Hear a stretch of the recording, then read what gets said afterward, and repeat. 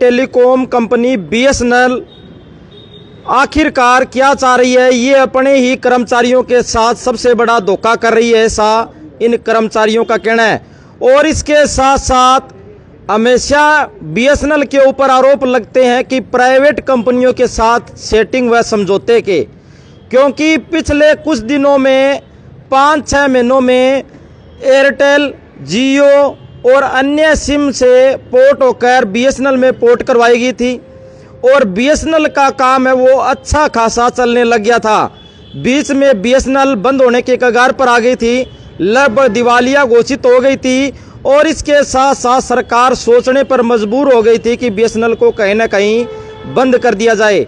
लेकिन सरकार की कुछ स्कीमें आई जिसके चलते बीएसएनएल में उफान आया और उसके बाद में अब ये कर्मचारी है ये बीएसएनएल के ऊपर ही आरोप लगा रहे हैं। अब ये धरना लगाकर बैठे हैं और कह रहे हैं कि सरकार का ही बीएसएनएल को डाउन करने में बहुत बड़ा हाथ है, बहुत बड़ा रोल है। जानते हैं पूरी कहानी क्या है, पूरा मामला क्या है। हाँ जी, नमस्कार भाई साहब, क्या नाम है आपका?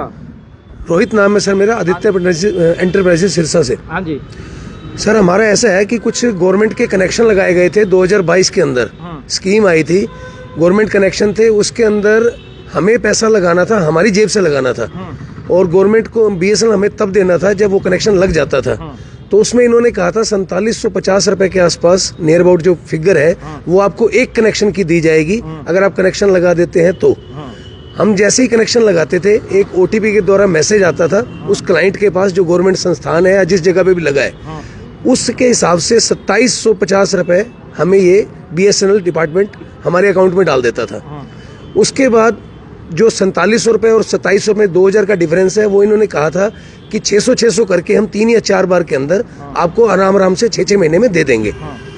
उसके बाद कुछ कनेक्शन जो कटे बीच में से बाई चांस कटे, वो भी मॉडेम जो है वो बीएसएनएल ने जमा करवाए क्योंकि वो बीएसएनएल की प्रॉपर्टी थी, ये कहकर कि हमने बीच में से पेमेंट जो है जो मॉडेम। आप एक बात बताओ भाई, जो आपने इंटरनेट के कनेक्शन दिए, तार का, मोडम का सारा खर्चा आपका था, लेबर सब कुछ, विद लेबर मॉडम वायर्स जो भी खर्चा आता है 0 से लेकर 100 तक जो भी होता है वो हमारा होता है जी।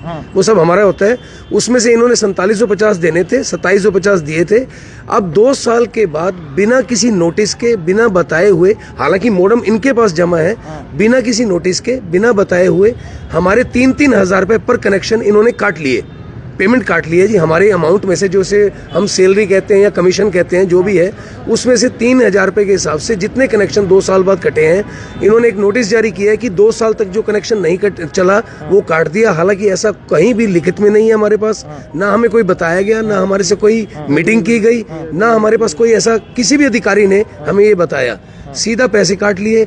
उसके बाद आज जो है हरियाणा और पूरा पंजाब, ये सिर्फ सिरसा की बात नहीं है जी, हरियाणा, पंजाब, दिल्ली में भी गए हुए हैं, चंडीगढ़ भी गए हुए हैं, यहाँ भी बैठे हैं जी। हर जगह जहाँ जहाँ बीएसएनएल ऑफिस है, हिसार में, सिरसा में, फतेहाबाद में, हर जगह ऐसी धरना प्रदर्शन चल रहा है। शांत प्रिय धरना प्रदर्शन है, कोई दिक्कत नहीं है इसमें।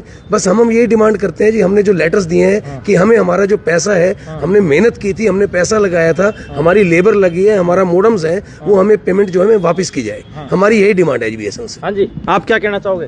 सर, मैं ये कहना चाहूँगा कि सबसे पहले तो ये बात है सर कि जो इन्होंने कटौती करी है उसका कोई भी इनके पास लिखित में एग्रीमेंट नहीं है।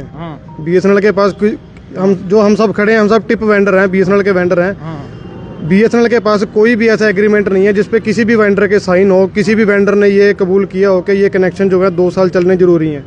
और दूसरी जो प्रमुख बात है वो ये है कि जो कनेक्शन कटे हैं वो हमारी वजह से नहीं कटे हैं, वो आए दिन जो इनका स्पीड इशू रहता है बीएसएनएल का, आए दिन इनकी वायरिंग कट होती है, स्पीड इशू रहता है। आपको नहीं लगता अभी प्राइवेट कंपनियों के साथ कोई साठ-गांठ? भाई साहब सर, साल सारी यही है, दूसरी कंपनियों को आगे लाने के लिए ये सिस्टम इन्होंने रच रखे हैं।